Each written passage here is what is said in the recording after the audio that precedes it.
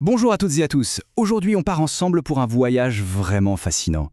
C'est une aventure à la fois immense et en même temps profondément personnelle qui va nous plonger au cœur de l'une des plus grandes énigmes de l'humanité, la conscience.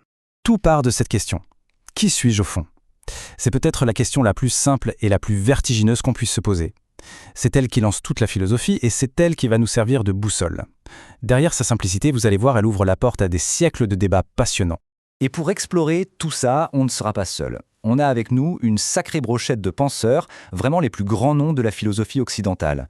De Descartes à Merleau-Ponty, en passant par des figures comme Freud, on va suivre le fil de leurs idées, un peu comme dans une grande course de relais intellectuels qui s'étale sur, tenez-vous bien, 4 siècles. Alors, voici notre itinéraire. On va avancer en 5 grandes étapes, 5 moments charnières qui ont complètement bouleversé notre façon de voir la conscience. Allez, c'est parti, on commence sans plus attendre.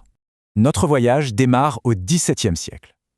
On y rencontre un homme qui a une ambition folle, reconstruire tout le savoir humain sur des fondations qui soient absolument indestructibles.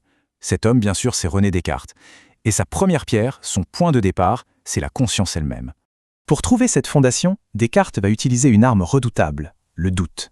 Il va douter de tout. De ses sens qui le trompent, de la réalité du monde qui l'entoure, même de la vérité des maths.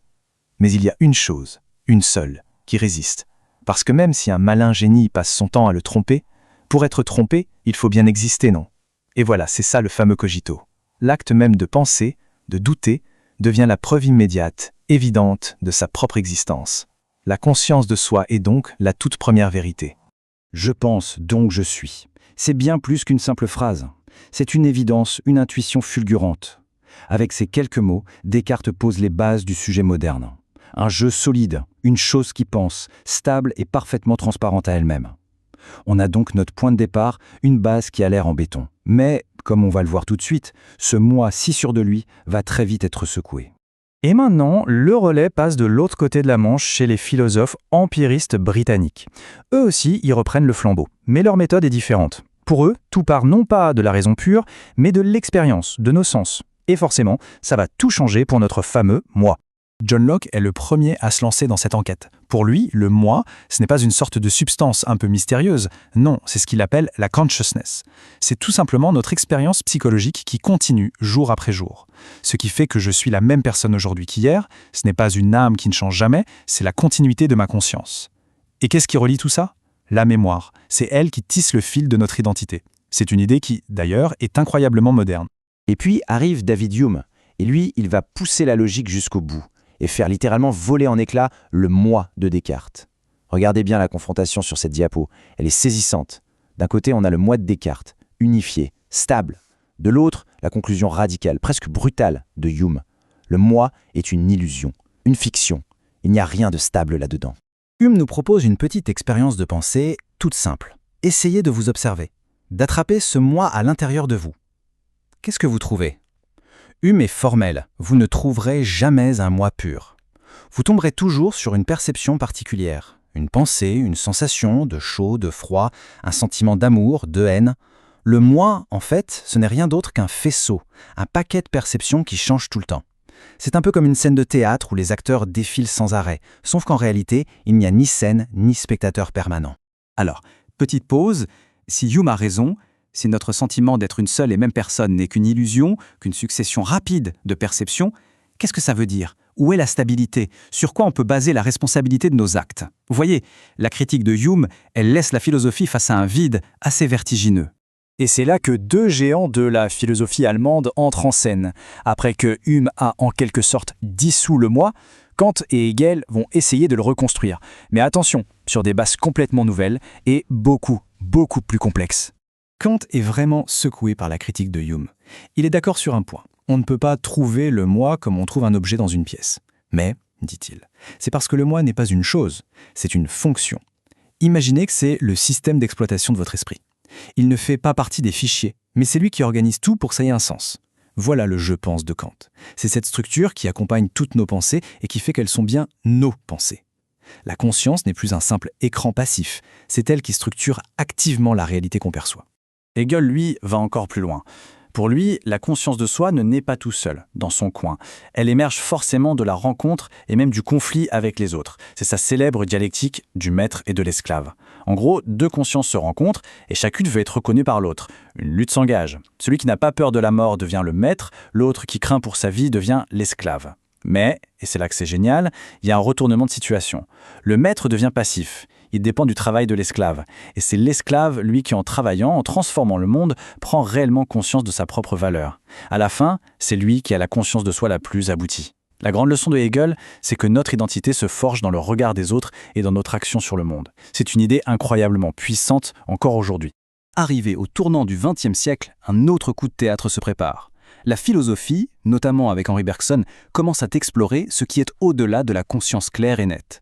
Pour Bergson, la conscience profonde, c'est la durée, ce flux continu de notre vie intérieure. Mais c'est un médecin viennois qui va porter le coup le plus dur à la toute-puissance de la conscience. Sigmund Freud va infliger ce qu'il appelle une blessure narcissique à l'humanité en nous révélant que notre conscience n'est que la toute petite pointe d'un immense iceberg. Cette phrase, elle résume à elle seule toute la révolution freudienne. Depuis Descartes, on pensait que notre moi conscient était le capitaine à bord. Et là, Freud nous dit, non seulement il n'est pas le capitaine, mais en plus il est largement manipulé par des forces obscures qu'il ne contrôle pas. C'est la découverte de l'inconscient.